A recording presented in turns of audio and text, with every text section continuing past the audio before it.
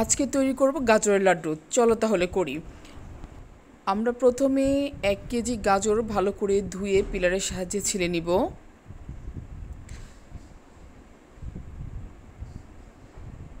ছিলা হয়ে গেলে গ্রেটারের সাহায্যে গ্রেটারের যে চিকন অংশটা আছে সেটা দিয়ে আমি গ্রেট করে নিব। 1 কেজি গাজরকে আমি ভালো করে গ্রেট করে নিব। আমার গ্রেট করা হয়ে গেছে।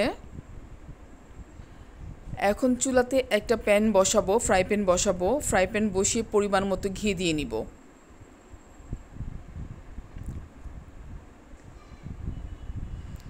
পরিমাণ মতো ঘি দিয়ে নিব।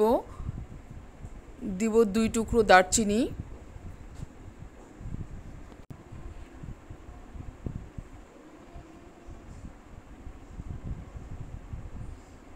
দিব 2 টুকরা দারচিনি, 4টে এলাচ, 2টা তেজপাতা। এখন দিয়ে দিব গাজর, কুচানো গাজরগুলো।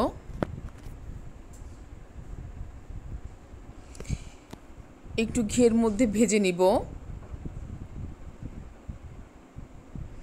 এখন দিয়ে দিব পরিমাণ মতো চিনি। যারা চিনি কম বেশি খাও তারা কম বেশি দিতে পারো। আমি একটু কম খাই তাই আমি হাফ কেজির মতো চিনি দিয়েছি। এখন একটু নাড়াচাড়া করে নিব। নাড়াচাড়া করে যখন পানি উঠে যাবে তখন আমি গুঁড়ো দুধ দিয়ে দিব।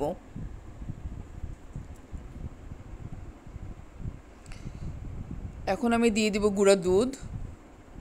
ভালো করে গুঁড়ো দুধটাকে মিশিয়ে নিব।